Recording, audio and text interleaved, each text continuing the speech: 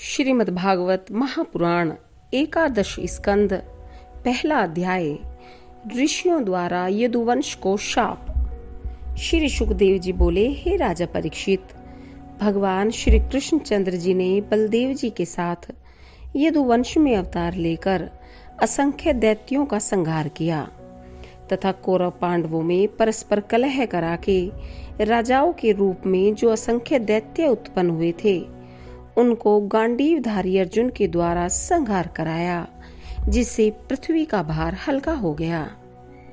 यह सब कुछ कर चुकने के पश्चात उन्होंने विचार किया कि मैंने सारी पृथ्वी का भार उतार दिया है, किंतु फिर भी मेरी दृष्टि में पूर्ण रूपेण भार नहीं उतरा है, क्योंकि यदुवंशी अभी बचे हुए हैं। ये यदुवंशी मेरे आश्रय में रहकर अति बली, वैभवशाली तथा अहंकार युक्त हो गए हैं। मेरे सुधाम गमन के पश्चात ये अति उच्छृंखल हो उठेंगे तथा धर्म की मर्यादा का नाश करके मेरे किए हुए इस धर्म स्थापन को तथा धर्म की मर्यादा का उल्लंघन करेंगे। इनको पराजित करने का अब किसी में सामर्थ्य नहीं रहा, अतः मुझे अब इसका उपाय भी करना अति आवश्यक है। अतः इस यदुकुल में फूट उत्पन्न करा के इन्हें नष्ट भ्रष्ट करा दिया जाए, तभी मेरे अवतार लेने का कार्य पूर्ण होगा और पूर्ण रूपेण पृथ्वी का भार उतर जाएगा। उन्होंने अपने मन में इस प्रकार का निश्चय करके ब्राह्मणों द्वारा शाप दिलाकर अपने वंश का संहार करा दिया और सबको समेटकर अपने स्वधाम को चले गए। राजा परीक्षित ने पूछा, हे भगवान, यदुवंशी तो अति ब्राह्मण भक्त थे, केवल भक्त ही नहीं थे अपितु बड़े विचारवान, दयावान और उदार थे, फिर भी ब्राह्मणों ने उन्हें क्यों शाप दिया? आप कृपा कर मुझे समझाइए। श्री सुखदेव जी बोले, हे राजन, भगवान श्री कृष्णचंद्र अब द्वारिका में केवल यदुवंशियों के सहारे के लिए ही काल रूप से निवास करते थे। उस काल उनकी प्रेरणा से अनेकों ऋषि मुनि द्वारिका के पास पिंडारक क्षेत्र में जाकर निवास करने लगे। एक समय यदुवंशी के कुछ नटखट बालक खेलते हुए उन ऋषियों के पास जामवंती नंदन सांब को स्त्री वेश में कर ले गए और उन ऋषियों के चरणों में प्रणाम करके बोले, हे ब्राह्मणों, इस सुंदरी के पेट में गर्भ है। यह स्वयं पूछने से सकुचाती है, इसलिए इसकी ओर से हम पूछते हैं कि इसके गर्भ में क्या है। उन कुमारों की ऐसी धोखे वाली बात सुनकर ऋषियों को बड़ा क्रोध हुआ और बोले, रे मूर्खों, इसके उदर में एक मूसल उत्पन्न होगा जिससे तुम्हारे कुल का नाश होगा। भगवान की प्रेरणा से उन ब्राह्मणों ने यदुवंशियों के लिए ऐसा घोर शाप दिया। उन मुनियों के शाप को सुनकर सभी राजकुमार डर गए। उन्होंने सांब के पेट को खोलकर देखा तो उन्हें एक लोहे का मूसल मिला। तब वे भयभीत होकर उस मूसल को यादवों की भरी सभा में लाकर राजा उग्रसेन के सम्मुख रखा और ब्राह्मणों के शाप की घटना आद्योपांत कह सुनाई। ब्राह्मणों के उस घोर शाप को सुनकर सभी यादव अति भयभीत हुए। तब राजा उग्रसेन ने उस मूसल को चूरा करवा डाला। उस चूरे और लोहे के बचे हुए सभी टुकड़ों को समुद्र में फिकवा दिया। इस विषय में भगवान श्री कृष्ण से कोई भी परामर्श नहीं किया गया, क्योंकि भगवान की ऐसी ही प्रेरणा थी।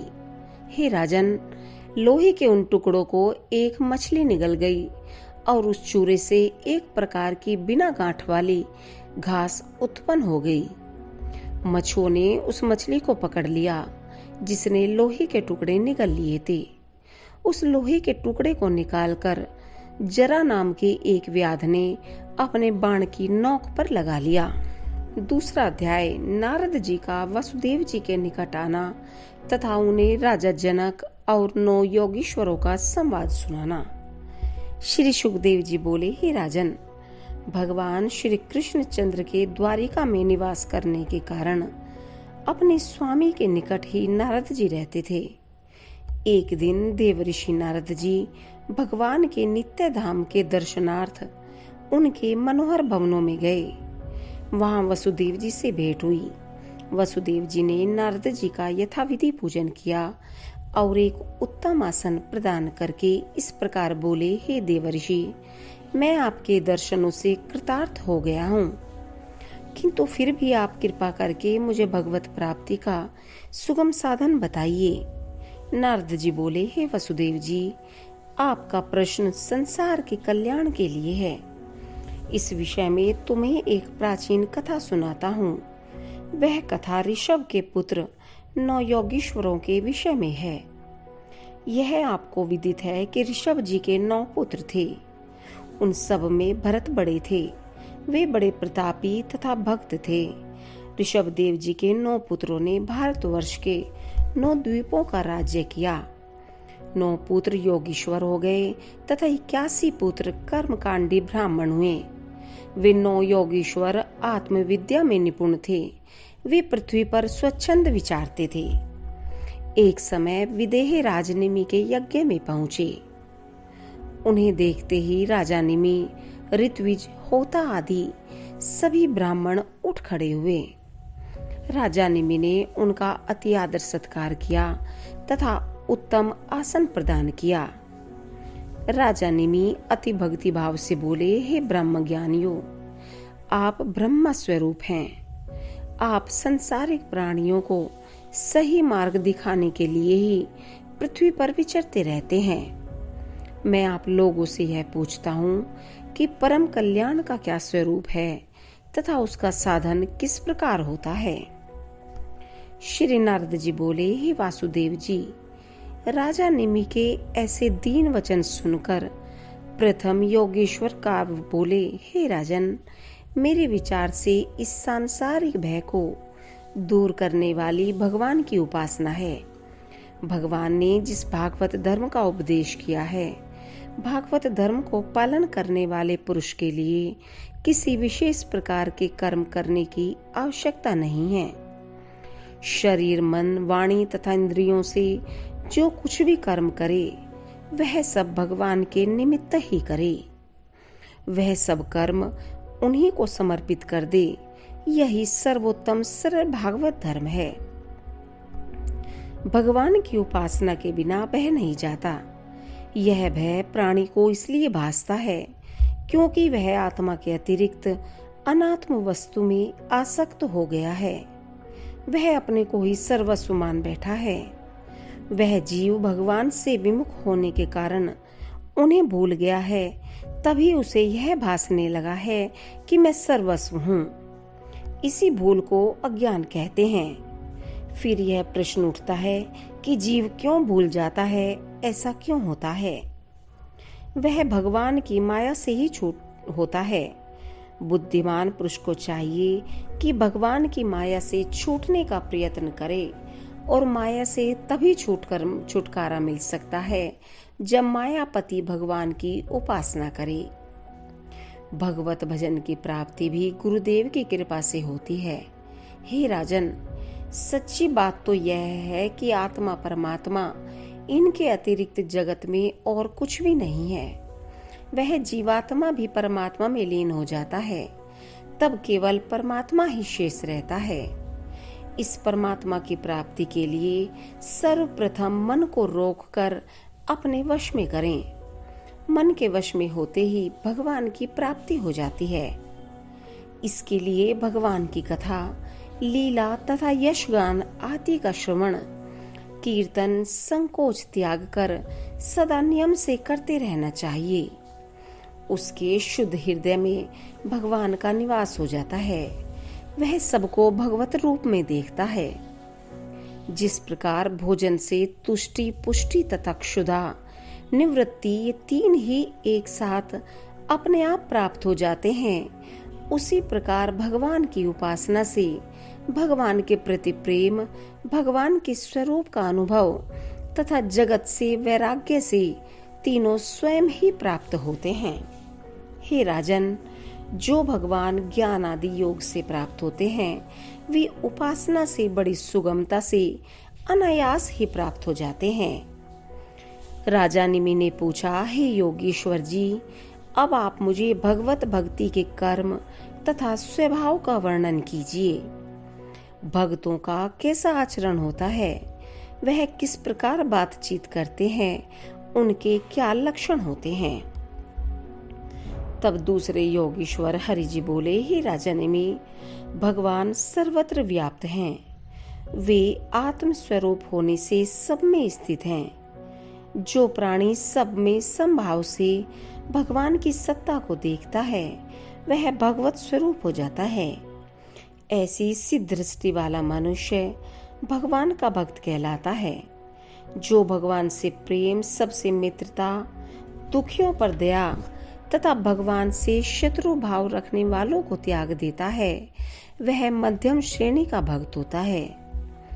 जो मनुष्य भगवान की सेवा पूजा तो करता है, किंतु दूसरे लोगों से विशेष प्रेम इत्यादि नहीं करता, वह साधारण श्रेणी का भक्त है।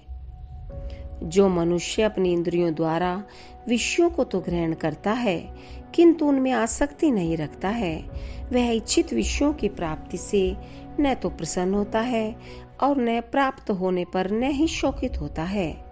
जो एक भाव रखता है, जगत को भगवान की माया समझता है, वह उत्तम भक्त होता है। जो संसार में धर्म, जन्म, मृत्यु, भूख, प्यास, सुख, दुख, भय तथा तृष्णा आदि शरीर, मन, प्राण तथा इंद्रियों आदि को प्राप्त होते रहते हैं, यह समझकर भगवान में रत रहता है। जो ये दुख, सुख आदि बारंबार होते जाते रहने पर भी उससे घबराता नहीं है तथा उनमें मोहित नहीं होता है, जिसके चित्त की समस्त कल्पनाएं शांत हो चुकी हैं, जिसका मन सदा भगवान में ही रमा रहता है, जिसने उन्हीं को एकमात्र अपना आश्रय बना लिया है, जिसका मैं मेरेपन का भाव तथा अभिमान नष्ट हो गया है, जिसे अपने पराये का भेदभाव नहीं है, जो समत्व भाव से जगत में बरतता है, वही भगवान का परम प्रिय भक्त है। उन भक्तों का मन भगवान को आधे क्षण के लिए भी नहीं छोड़ता है। उन्हें त्रिलोकी की संपत्ति भी भगवान के चरण कमलों के समान, धूल के समान प्रतीत होती है। वे भगवान के चरणों को त्याग कर इंद्र पद की भी इच्छा नहीं करते हैं। वे ही उत्तम भक्त हैं। उनके हृदय में अपने इष्ट देव भगवान हरि के चरण कमल विराजित रहते हैं। उन्हीं के ध्यान में मस्त रहकर रमण करते रहते हैं। वे भक्तजन अपने प्रेम की रज्जु से भगवान को बांधने में समर्थ होते हैं। भगवान स्वयं उन्हें छोड़कर कहीं नहीं जाते। वास्तव में वे ही परम भक्त हैं। तीसरा अध्याय, भगवान की माया से मुक्त होने का उपाय, ब्रह्मा तथा कर्म योग का रूप वर्णन करना। राजा निमि ने कहा, हे योगीश्वर जी, आपने यह कहा है कि भगवान की माया ही जगत को मोहित किए रहती है। उसे पहचाना नहीं जाता, किंतु भक्त उसे देखता रहता है। अब कृपा करके भगवान की उस माया का स्वरूप मुझे समझाइए।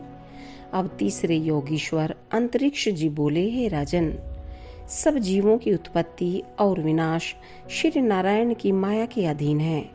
उस माया को श्री हरि की इच्छा समझनी चाहिए।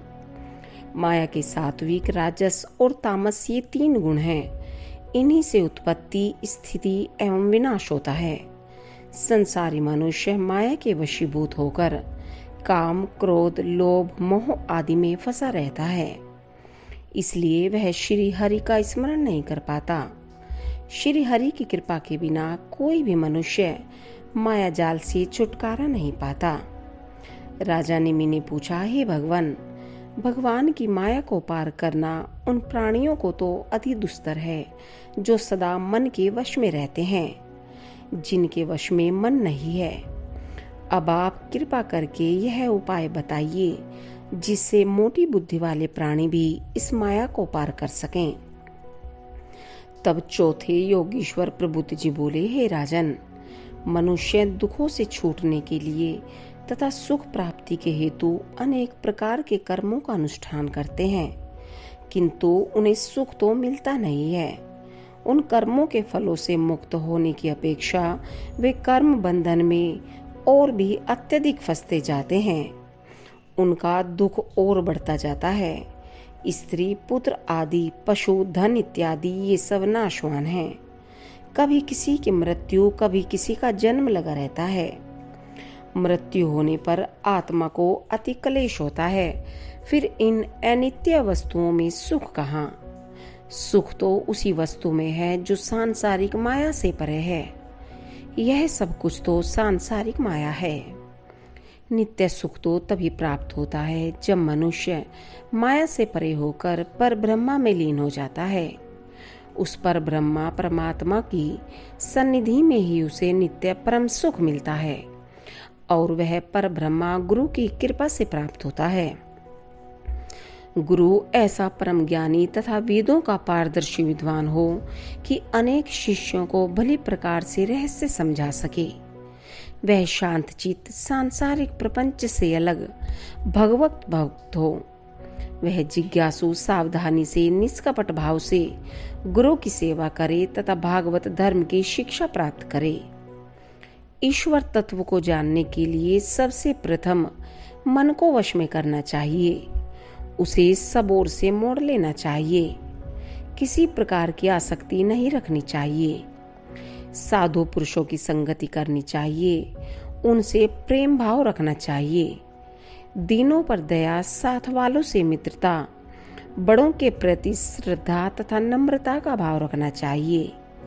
शरीर तथा मन को पवित्र रख तपस्या करनी चाहिए। अपने धर्म का पालन करना चाहिए। गर्मी, सर्दी, सुख, दुख आदि को सहन करे। धार्मिक ग्रंथों का अध्ययन करे। मन, वाणी तथा कर्म से भगवत भजन करे। यदि वह जिज्ञासु गृहस्थी है तो अपनी सब प्रिय वस्तुओं को भगवान के अर्पण कर दे।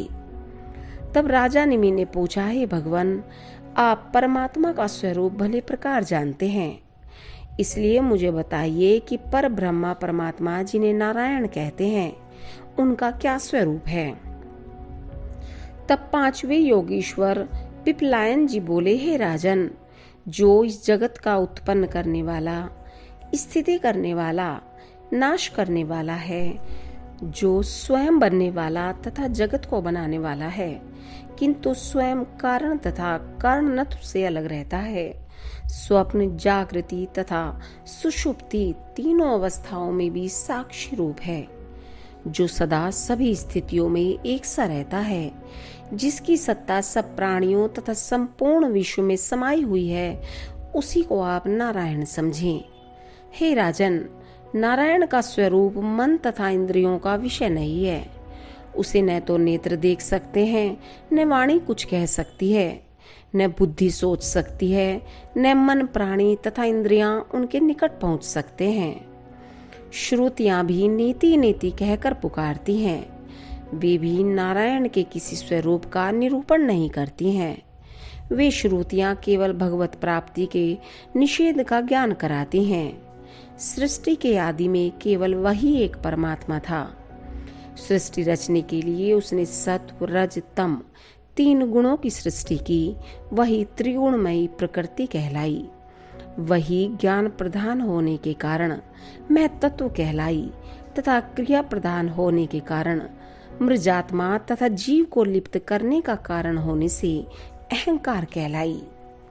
हे राजन, ये संपूर्ण शक्तियां जो इंद्रियों में तथा उनके अधिष्ठाता देवताओं में तथा सर्वत्र प्रतीत होती हैं, वे सभी पर ब्रह्मा ही हैं। वह ब्रह्मा अनंत शक्ति वाला है। यहाँ तक कि जो कुछ भी दृश्य, अदृश्य, सत्य, असत्य, कार्य, कारण आदि प्रतीत होते हैं, वे सब के सब ब्रह्मा हैं। इनसे परे भी ब्रह्मा है।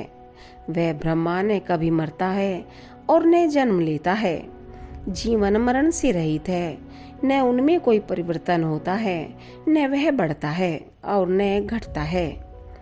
वह तीनों कालों में सबका साक्षी है। वह सर्वव्यापी है। वह ज्ञान स्वरूप होने से ज्ञान के द्वारा ही जाना जाता है। वह परमात्मा एक होने पर भी इंद्रियों के सहयोग से अनेक रूपों में प्रतीत होता है। जैसे सूर्य एक होने पर भी जल के भरे हुए सभी घंटों में उसकी परछाई का आभास होता है, उसी प्रकार परमात्मा एक होते हुए भी सभी में उसकी प्रतीति होती है। प्रकृति 4 प्रकार की है, स्वेदज, अंडज, जरायुज तथा उद्विज। इन सब में जीव होता है तथा उस जीव के पीछे प्राण शक्ति रहती है। शरीर अनेक होने पर भी एक ही प्राण शक्ति सबको प्रकाशित करती रहती है। जब सुषुप्ति दशा में सब इंद्रियां निश्चेष्ट होकर अपना कार्य बंद कर देती हैं तथा अहंकार भी सो जाता है, तब केवल आत्मा साक्षी रूप में जागृत रहता है। क्योंकि यदि आत्मा जागृत न रहे तो सुख पूर्वक सोने की बात कैसे याद रहे कि आनंद पूर्वक सोएं। उस आत्मा के जागृत रहने के कारण ही इसका स्मरण रहता है। चित्त के संपूर्ण मल भगवान की भक्ति से धुल जाते हैं। चित्त के शुद्ध होने पर आत्म तत्व का भास हो जाता है। राजा निमि ने कहा, हे ब्राह्मण, अब मुझे कर्म योग का उपदेश दीजिए, जिसके साधन से मनुष्य कर्म बंधन से मुक्त हो जाता है तथा जन्म मरण के चक्कर से छूट जाता है। तब छठवें योगीश्वर आविर्होत्र जी बोले, हे राजन, कौन सा कर्म किसके लिए करने योग्य है और कौन सा कर्म किसके लिए नहीं करने योग्य है तथा कौन सा कर्म है, इन सब का निरूपण वेदों ने किया है। जो मनुष्य अज्ञानी है तथा इंद्रियों के वश में है, यदि वह वेद विदित कर्मों का परित्याग कर देता है तो वह अधर्म ही करता है। वह संसार चक्र से छुटकारा नहीं पा सकता है। किंतु जो पुरुष ज्ञानी है तथा जिसने अपनी इंद्रियों को वश में कर लिया है, यदि वह वेद विदित कर्मों को अनासक्त भाव से करता हुआ भगवान के चरणों में समर्पित कर देता है तो उसे कर्म बंधन प्राप्त नहीं होता है तथा उत्तम मोक्ष की प्राप्त होता है। जो सकाम भाव से वेदोक्त कर्मों का अनुष्ठान करता है उसे स्वर्ग आदि प्राप्त होते हैं। जो कर्म फल समाप्त होने पर स्वर्ग आदि से भ्रष्ट होकर फिर संसार में जन्म लेता है और जन्म मरण के चक्कर में पड़ जाता है, किंतु जो निष्काम भाव से कर्मों का अनुष्ठान करता है उसकी आत्मा शुद्ध होकर ईश्वर तत्व को प्राप्त होती है और वह आवागमन के चक्कर में छूटकर ईश्वर में लीन हो जाता है। हे राजन, जो मनुष्य अग्नि, सूर्य, जल तथा अतिथि और आत्म स्वरूप भगवान की नित्य पूजा करता है वह अनायास ही मोक्ष को प्राप्त कर लेता है। चौथा अध्याय, भगवान के अवतारों का वर्णन। राजा निमि ने पूछा, हे योगीश्वरों, भगवान ने अब तक कितने अवतार धारण किए हैं तथा कितने अवतार आगे लेंगे, उन सब का वर्णन करने की कृपा कीजिए। उनके लीला अवतारों को सुनने की मेरी प्रबल इच्छा है। तब 7वें योगीश्वर दुमिल जी बोले, हे राजन, भगवान की लीलाएं अनंत हैं, उनके गुण अनंत हैं। कोई उन्हें गिनना चाहे तो वह मूर्ख तथा अज्ञानी है।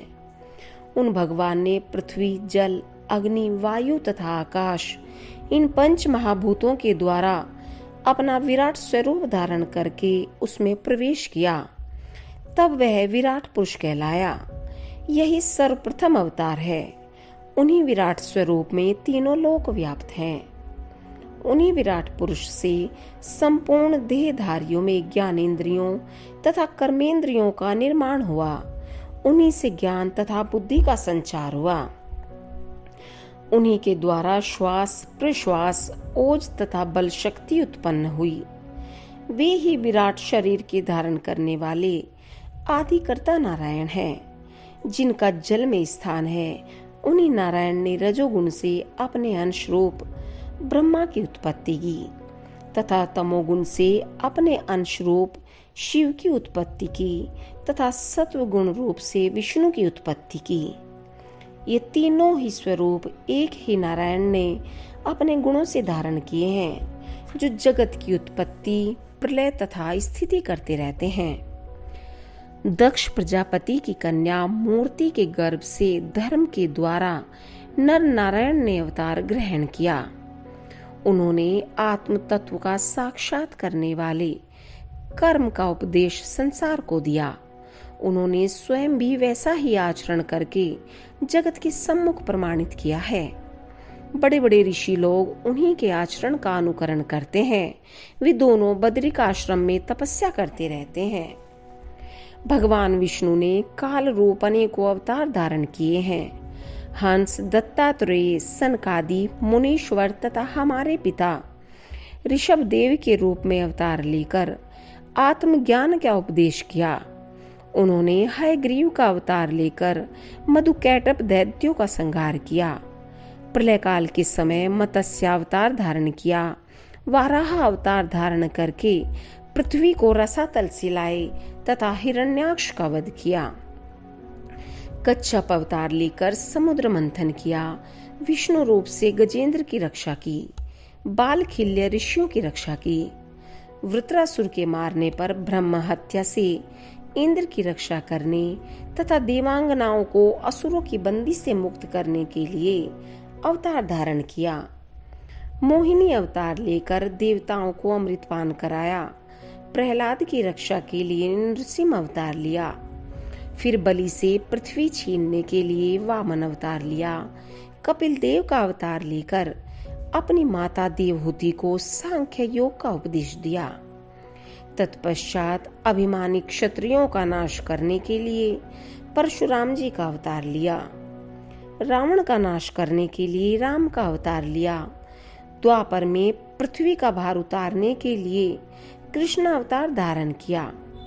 फिर भगवान बुद्ध का अवतार लेंगे। तत्पश्चात कलयुग के अंत में कल्कि अवतार लेंगे, जो शूद्र राजाओं का संहार करेंगे।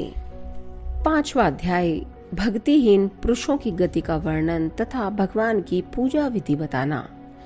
राजा निमि ने पूछा, हे भगवान, आप लोग आत्मज्ञानियों में श्रेष्ठ तथा परम भक्त हैं, अतः कृपा करके यह बताइए कि जो लौकिक तथा पारलौकिक भोगों की इच्छा में लगे रहते हैं, जिनके मन तथा इंद्रियां वश में नहीं हुई हैं और न जिनकी कामनाएं शांत हुई हैं, जो भगवान का भजन कभी नहीं करते, उनकी क्या गति होती है।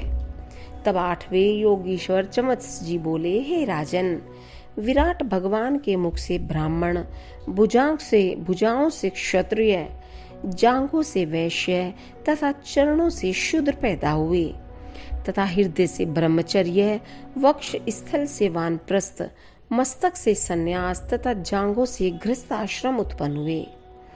इन सबके उत्पन्न करने वाले वे ही हैं। अतः जो मनुष्य इन आश्रमों तथा वर्णों में जन्म लेकर उनकी आराधना नहीं करता है, वह उनका अनादर करता है। ब्राह्मण, क्षत्रिय तथा वैश्य वेदाध्ययन तथा यज्ञोपवीत आदि संस्कारों के कारण भगवान की आराधना करते रहते हैं, किंतु वे वेदों के सच्चे अर्थ को न समझकर केवल ऊपर की बातें लेकर धन संचित करने में लगे रहते हैं। वे सदा परमार्थ से वंचित रहते हैं, भगवत भक्तों की हंसी उड़ाते हैं तथा स्त्रियों में रत रहते हैं। उनका सारा सुख स्त्री सहवास तक ही सीमित रहता है। यदि वे यज्ञ आदि कोई धर्म कार्य भी करते हैं तो वे अपने नाम तथा यश प्राप्ति की लालसा से करते हैं। विवाह, यज्ञ आदि जितने भी कर्म हैं, वे उच्छृंखलता आदि अवगुणों को रोकने के लिए हैं, जिससे मर्यादा की स्थापना हो। धन उत्पन्न करने का अर्थ यह नहीं है कि उसे कामोपभोगों में व्यय किया जाए, बल्कि धनोपार्जन का अर्थ यह है कि वह धर्म के कार्यों में लगाया जाए। धर्म से ज्ञान उत्पन्न होता है, ज्ञान से निष्ठा तथा निष्ठा से परम शांति मिलती है। पत्नी सहवास का अर्थ केवल वंश परंपरा की रक्षा के लिए संतान उत्पन्न करना है, न कि विषय भोगों का साधन बनाना। जो मनुष्य आत्मज्ञान का संपादन तो करते हैं किंतु उन नियमों पर चलते नहीं हैं, वे धर्म, अर्थ, काम तीनों पुरुषार्थों में लगे रहते हैं। वे आत्मघाती के समान हैं, उन्हें कभी शांति नहीं मिलती। वे भगवान श्री कृष्ण चंद्र से प्रांगमुख रहते हैं। अंत में स्त्री पुत्र मित्र आदि धन संपत्ति जो उन्होंने एकत्र की थी त्याग कर काल के वशीभूत होकर चले जाते हैं और नरक में गिरते हैं।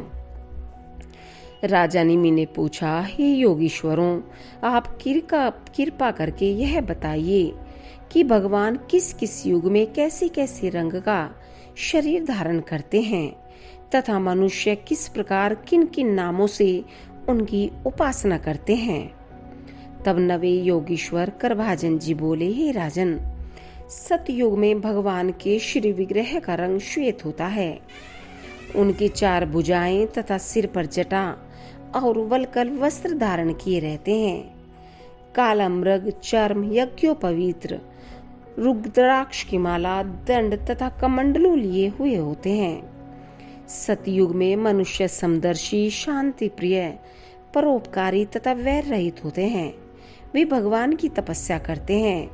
हंस सुपर्ण बैकुंठ धर्म योगेश्वर अमल ईश्वर पुरुष अव्यक्त तथा परमात्मा आदि नामों से भगवान की आराधना करते हैं। त्रेता युग में भगवान के श्री विग्रह का रंग लाल होता है। चतुर्भुज स्वरूप तथा कटी भाग में 3 मेखला धारण करते हैं। उनके सुनहरे केश होते हैं। वे यज्ञ पात्रों को धारण करते हैं। त्रेता युग में मनुष्य धर्म निष्ठा वाले वेदाध्ययन में रत रहते हैं। विष्णु यज्ञ वृष्णि गर्भ सर्वदेव उरुक्रम वृषकार्य जयंत तथा उरुगाय आदि नामों से भगवान की आराधना की जाती है। द्वापर में भगवान का श्री विग्रह सांवला होता है। वे चतुर्भुज स्वरूप शंख चक्र गदा पद्म आदि धारण किए रहते हैं तथा पीतांबर धारण करते हैं। श्री वत्स का चिन्ह भृगुलता कौस्तुभ मणि आदि लक्षणों वाले होते हैं। भक्तजन वैदिक तथा तांत्रिक दोनों विधि से भगवान की आराधना करते हैं। भगवान संकर्षण प्रद्युम्न तथा अनिरुद्ध इन 4 रूपों से अवतार लेते हैं। कलयुग में भगवान का श्री विग्रह काले रंग का होता है। उनकी कांति नीलमणि के समान होती है। वे कौस्तुभ मणि तथा सुदर्शन चक्र आदि धारण किए रहते हैं।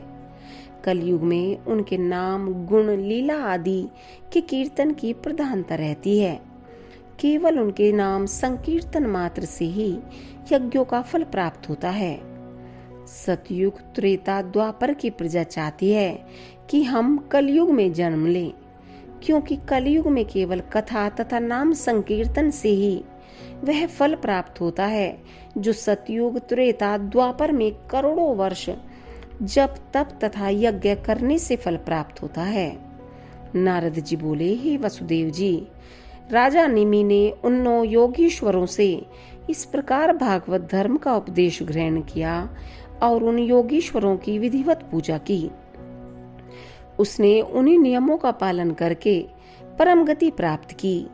इसलिए हे महाभाग वसुदेव जी, आपके तो भगवान स्वयं पुत्र ही हैं। माता देवकी तथा अपने भगवान के दर्शन आलिंगन बातचीत सुलाने खिलाने तथा बैठने के द्वारा वात्सल्य स्नेह से हृदय को शुद्ध कर लिया है। तुम्हारी कीर्ति चारों ओर छाई हुई है। जब शिशुपाल पौंड्रक तथा शाल्वादी शत्रुभाव से भगवान का ध्यान करने वाले परम गति को प्राप्त हो गए, तब तुम्हारा तो कहना ही क्या है। तुम तो उनके सारूप्य मुक्ति के अधिकारी हो गए हो। तुम उन्हें अपना पुत्र न समझो, वे सर्वात्मा अविनाशी हैं।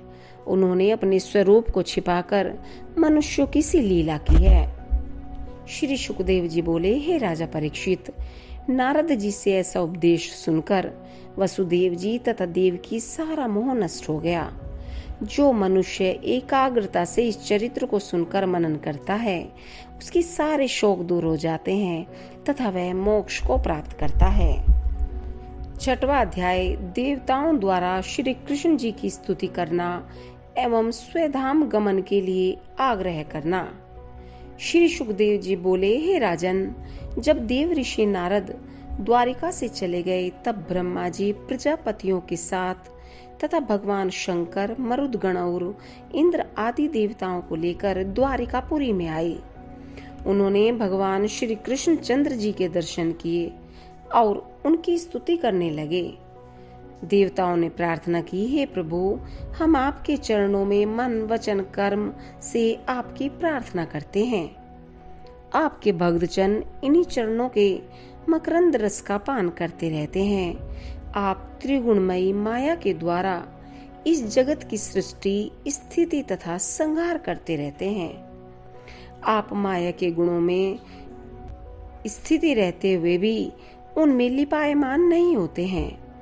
आपके कर्म तथा कौशल अनिर्वचनीय हैं।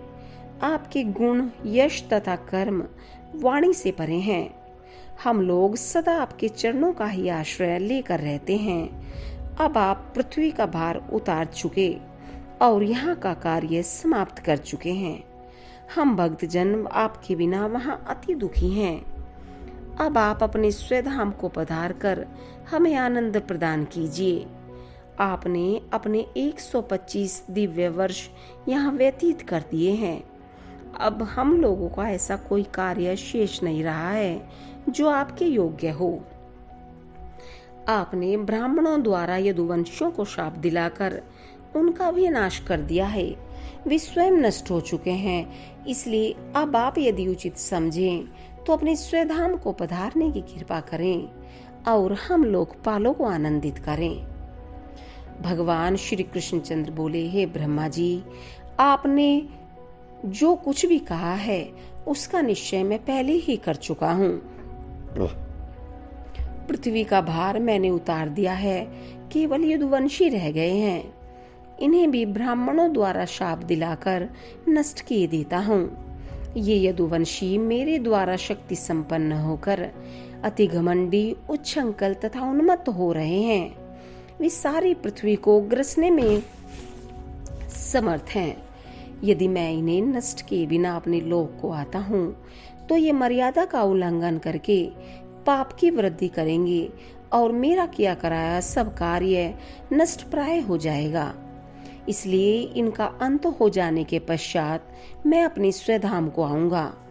श्री सुखदेव जी बोले, हे परीक्षित, अखिल विश्वाधिपति भगवान श्री कृष्ण चंद्र के ऐसे वचन सुनकर ब्रह्मा जी ने उन्हें साष्टांग प्रणाम किया तथा अपने लोक को चले गए। उधर द्वारिका में घोर अपशकुन होने लगे। उन अपशकुनों तथा उत्पातों को देखकर यदुवंशी वृद्धजन बड़े घबराए तथा भगवान श्री कृष्ण जी के निकट आए। भगवान श्री कृष्णचंद्र बोले, हे वृद्धजनों, यह तो आपको पता है कि ब्राह्मणों ने यदुवंशियों को शाप दे दिया है जो टलने वाला नहीं है। इसी कारण द्वारिका में ऐसे घोर अपशकुन हो रहे हैं। अतः हमको यहाँ नहीं रहना चाहिए। यदि आप लोग अपनी भलाई चाहते हो तो प्रभास क्षेत्र में चलो। वह अति पवित्र स्थान तथा तीर्थ है। हम लोग प्रभास क्षेत्र में चलकर वहाँ स्नान करें, देवता तथा पितरों की आराधना करें, उनका तर्पण करें तथा दान पुण्य कर ब्राह्मणों को उत्तम उत्तम भोजन कराकर संतुष्ट करें। श्री सुखदेव जी बोले, हे राजन, भगवान श्री कृष्णचंद्र के मुख से ऐसे वचन सुनकर यादवों ने ऐसा ही किया। उन्होंने अपने अपने रथ सजाए तथा खाने पीने की सामग्री लेकर अनंत धनराशि के साथ प्रभास क्षेत्र जाने की तैयारी करने लगी। यह देखकर भगवान श्री कृष्णचंद्र के परम भक्त तथा प्रेमी सेवक उद्धव जी उनके निकट एकांत में आए। तब उनके चरणों में मस्तक टेक कर उन्हें प्रणाम किया और बोले, उद्धव जी बोले, हे भक्त वत्सल, आप देवादिदेव हैं। आपकी कथा लीला स्मरण मात्र से ही मनुष्य पवित्र हो जाता है। आप सर्वशक्तिमान होने से ब्राह्मणों के शाप को मिटाने में समर्थ हैं, किंतु आप उसे मिटाना नहीं चाहते। मुझे मालूम है कि आप यदुवंश का नाश करके अपने स्वधाम को जाना चाहते हैं। हे प्रभु, हम दीन जन आपके बिना आधे क्षण भी जीवित नहीं रह सकते। हे माधव प्यारे, आप हमें त्याग कर कहीं न जाइए, हमको भी साथ ले चलिए। मेरे जीवन, मेरे प्राण, हम यहाँ रहकर क्या करेंगे? जब आपकी लीलाओं के श्रवण मात्र से ही मनुष्य तृप्त सा रहता है, किंतु कानों के लिए अमृत से भी अधिक बढ़कर मधुर है, तब हमने तो आपके साथ रहकर उठते बैठते, सोते जागते, घूमते फिरते खेल खेले हैं। आपके साथ भोजन किया है, आलिंगन किया है, निरंतर आपके साथ रहकर इन चरणों की सेवा की है। फिर हम उस मधुर रस को किस प्रकार भूल सकते हैं? हमने आपकी प्रदान की हुई माला, वस्त्र आदि धारण किए हैं। हम तो आपकी जूठन खाने वाले दास हैं, इसलिए माया पर तो विजय प्राप्त कर सकते हैं, किंतु आपका वियोग किसी भी प्रकार नहीं सह सकते हैं। हम सदा आपकी लीला तथा कथाओं का कीर्तन प्रेमी भक्तों में करते रहेंगे। आपने जो कुछ भी किया है तथा उपदेश दिया है, उसका स्मरण करते रहेंगे। और जब आपकी चाल ढाल, हास परिहास तथा मधुर चितवन और मुस्कान का स्मरण होगा, तब उसमें विभोर होकर लीन हो जाएंगे। हम इसी से आपकी माया से पार हो जाएंगे। हमें माया से पार जाने की चिंता नहीं है। यदि चिंता है तो केवल आपके विरह की। आप हमें भी साथ ले चलिए। श्री सुखदेव जी बोले, हे परीक्षित, जब भगवान श्री कृष्ण चंद्र जी ने अपने परम प्रिय भक्त उद्धव को इस प्रकार अधीर तथा दुखी देखा, तब वे इस प्रकार बोले।